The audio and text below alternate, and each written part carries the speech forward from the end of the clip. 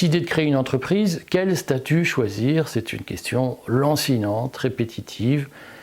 Auto-entreprise, micro-entreprise, SARL, SAS, je réponds à cette question aujourd'hui pour vous. Alors, je le redis, donc cette vidéo, si vous la prenez en cours de route, s'intègre dans une série consacrée à la sécession par la création d'entreprise. Vous savez qu'à titre personnel, je suis pour la souveraineté du moi, donc pour que chacun prenne son destin en main, et que de mon point de vue, la meilleure façon de prendre son destin en main, c'est de devenir entrepreneur. Simplement, il y a souvent loin de la coupe aux lèvres, et donc ne manquez pas les précédentes vidéos que j'ai faites sur le sujet, notamment en expliquant quel trait de personnalité il faut avoir ou ne pas avoir pour créer une entreprise, qu'est-ce que c'est que la méthode Ikigai, qu'est-ce que c'est que l'effondrement narcissique qui est nécessaire au progrès de l'entrepreneur pour réussir son entreprise. Ne manquez pas cette série sur ma chaîne YouTube, et puis évidemment référez-vous aux articles qui les accompagnent dans les colonnes du courrier des stratèges. Aujourd'hui, je parle de ce sujet de statut d'entreprise, parce que très souvent, j'entends des gens qui me disent « Oh là là, oh, c'est compliqué, ah mais il me faut un avocat, il me faut un conseil, il me faut ceci, il me faut cela. » Et puis donc, comme je n'y connais rien, je fais auto-entreprise. Et l'auto-entreprise, c'est, il faut l'avoir en tête, le choix le moins favorable socialement et fiscalement pour le chef d'entreprise, avec surtout des plafonds de chiffre d'affaires autorisés. Et donc faites très attention, parce que parfois on n'est pas à l'abri d'une bonne affaire, on fait des chiffres d'affaires assez rapidement supérieurs au plafond, et là on tombe dans l'inquisition fiscale. Donc j'en dirai quelques mots. Aujourd'hui, je vais surtout répondre à la question du salarié, et particulièrement du cadre, qui obtient sa rupture conventionnelle et qui peut percevoir l'allocation de retour à l'emploi versée par les ACDIC, par France Travail, comme on dit, et donc qui pendant l'équivalent de 2 ans, si la question de comment on organise son chômage vous intéresse, posez-la moi, je ferai une vidéo spéciale sur ce sujet. Mais on va partir du principe que vous avez fait le bon choix, c'est-à-dire percevoir votre allocation chômage pendant la durée maximum. Et donc vous allez avoir un revenu mensuel qui globalement vous évite le pire. Et qu'est-ce qu'on fait dans ce cas-là? Je choisis mon entreprise, vous avez regardé ma vidéo sur la méthode Ikigai, vous vous êtes dit moi je vais vendre ça, vous vous lancez. Quel statut vous devez choisir? On écarte la question de l'auto-entreprise. Je reviendrai en deuxième partie pour évoquer la question des ouvriers qui deviennent entrepreneurs, parce que pour les ouvriers, ça peut avoir un sens, je vous expliquerai pourquoi. Mais vous êtes cadre, vous vous lancez dans une entreprise et vous dites « je ne vais pas faire auto-entreprise ou micro-entreprise », ou alors vous le faites 2 mois, le temps de saturer le plafond du chiffre d'affaires, et vous vous dites durablement « qu'est-ce que je choisis comme solution ?» Et donc, vous avez très rapidement à arbitrer entre SARL et SAS, société à responsabilité ou société par action simplifiée. Et donc, entre les deux, qu'est-ce qu'on fait? Eh bien, en fait, la clé du choix, ce n'est pas une clé philosophique, ce n'est pas un problème de philosophie de la vie, c'est un problème de trésorerie et de fiscalité. Le versement des allocations chômage est incompatible avec la perception d'un autre revenu. Donc si vous créez une SARL, le chiffre d'affaires que vous allez engranger, que vous allez utiliser, va être considéré comme un revenu. Et donc il est souvent compliqué d'expliquer à l'organisme qui vous indemnise votre chômage que vous pouvez conserver vos allocations. Donc vous choisissez le statut de SAS, c'est ce qui est le plus simple. C'est d'autant plus simple que votre allocation chômage vous couvre une partie de vos besoins, on espère la totalité de vos besoins, vous êtes marié, votre conjointe a un salaire qui vous permet de joindre les 2 bouts, et donc vous pouvez engranger de la plus-value, comme on dit, conserver la plus-value, retenir la plus-value dans la trésorerie de la SAS, et vous l'utiliserez le moment venu. Alors, ayez à l'esprit que cette trésorerie, ce chiffre d'affaires, si vous ne l'utilisez pas en main-d'œuvre, en salaire, en charge, eh bien, il sera considéré comme un bénéfice, il sera soumis à l'IS qui est, alors, selon les cas, jusqu'à 39 000 € de mémoire de chiffre d'affaires, vous êtes à un IS à 15%, et au-delà, vous êtes à un IS à 30%. Voilà. Si vous avez, comme moi par exemple, deux, c'est comme ça, deux holdings, et bien vous êtes sur la totalité de votre chiffre d'affaires à 30% d'IS. Et donc, si vous avez fait par exemple 100 000 euros de chiffre, eh bien vous serez redevable, 100 000 euros de bénéfices, vous serez redevable d'au moins 15 000 euros d'IS. Et si vous êtes au plafond, au maximum comme moi, vous devrez payer 30 000 euros d'IS. Donc c'est pas le bénéfice est taxé. Voilà.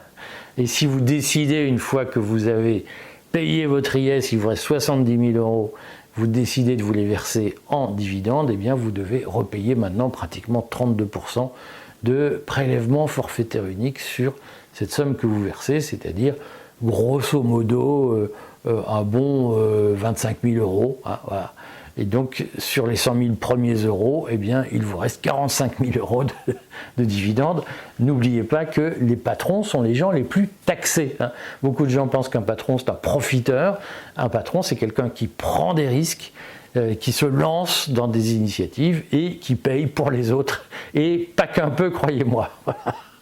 Bon, donc, ayez ça à l'esprit, mes amis. Si vous faites le choix de la SARL pour des raisons objectives, parce que votre indemnité chômage ne vous permet pas de couvrir vos besoins, dans ce cas-là, eh bien, la SARL vous permet de vous verser un salaire, mais je le dis, la perception d'un salaire est incompatible avec les allocations chômage. Si vous souhaitez que je fasse une vidéo précisément sur ce sujet, avec toutes les astuces, toutes les jurisprudences, demandez-le moi, je le ferai très volontiers. Et donc, si vous êtes en SARL, eh bien, votre rémunération sera imposée à l'impôt sur le revenu, aux bénéfices industriels et commerciaux, et donc sera imposée sur les échelles habituelles, sur les barèmes de l'impôt sur le revenu. Ça peut être aussi très douloureux. C'est à vous de peser le pour et le contre. On le redit, la logique de la SAS, c'est que c'est très bien si vous n'avez pas un besoin de trésorerie important. Si vous avez un besoin de trésorerie élevé, vous n'aurez pas trop le choix, vous devrez passer en SARL. Et à ce moment-là, eh bien, vous versez un cumul rémunération et dividendes si ça vous intéresse, on fera une séance spéciale sur la fiscalité de ces opérations en SARL.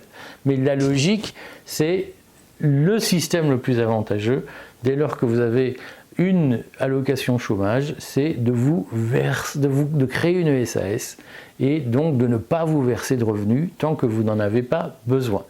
Et il faut le redire, l'inconvénient de la SAS, c'est que si vous versez une rémunération, elle est 2 fois plus taxée qu'en SARL parce que elle est considérée comme une rémunération ordinaire de salarié, donc vous payez des cotisations salariales et des cotisations patronales, et donc c'est 80%. Ça représente plus de 80% de la rémunération. Donc si vous versez, pour aller vite, 2 000 euros net, ça veut dire que vous devez sortir chaque mois 4 000 euros. Et ces 2 000 euros net que vous versez sont ensuite soumis à l'impôt sur le revenu.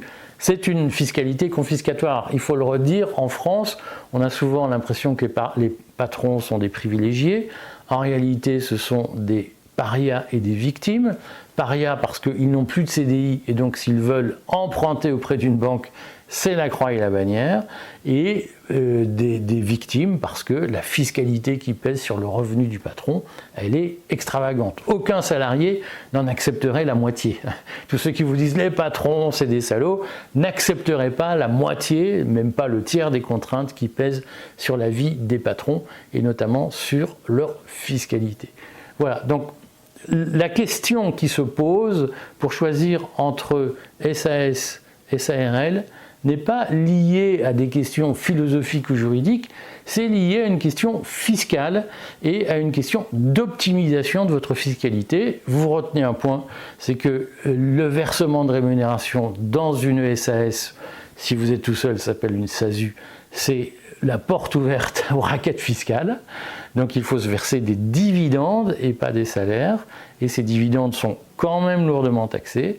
Si vous n'avez pas besoin de revenus mensuels, préférez la SAS parce que tant que vous ne vous versez pas de salaire, vous êtes gagnant. Si vous avez besoin de revenus mensuels sous forme de rémunération, vous ne pouvez pas attendre de verser des dividendes, choisissez la SARL. Mais tant que vous avez votre indemnité chômage, a priori, vous pouvez être en SAS. Voilà les logiques qu'il faut avoir en tête, mes amis. Si ça vous intéresse de savoir plus de choses sur la fiscalité de la SARL, dites-le moi, je vous le répète, on approfondira. Posez-moi vos questions.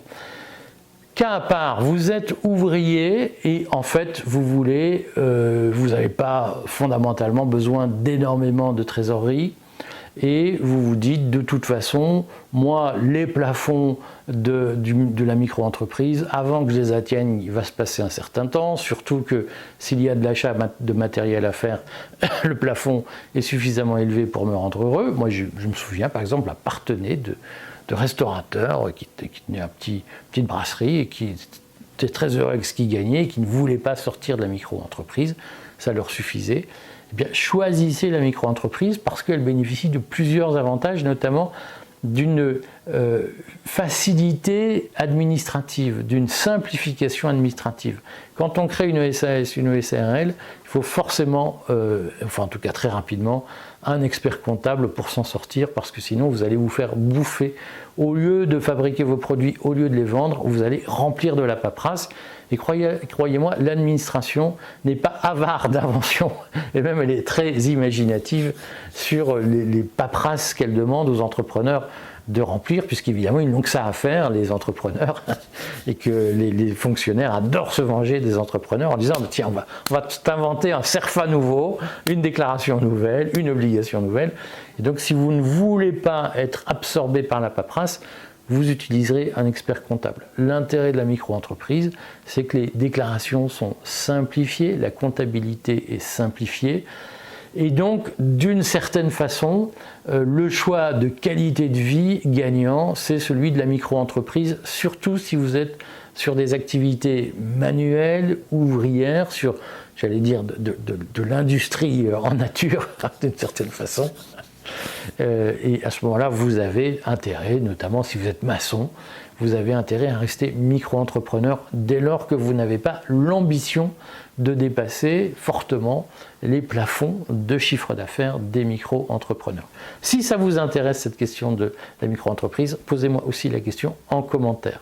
Voilà. Il n'y aura pas d'émission la semaine prochaine, on sera le 2 mai, on fait une petite, le 3 mai je crois, on fera une petite relâche. On se retrouve le 10 mai pour continuer cette série et je vous parlerai plus en profondeur de la question des rémunérations et de la fiscalité qui pèse sur vos rémunérations lorsque vous êtes patron. Puis d'ici là, vraiment, n'hésitez pas à poser vos questions, soit en commentaire de cette vidéo sur YouTube, soit directement sur le site du Courrier des Stratèges. À bientôt mes amis.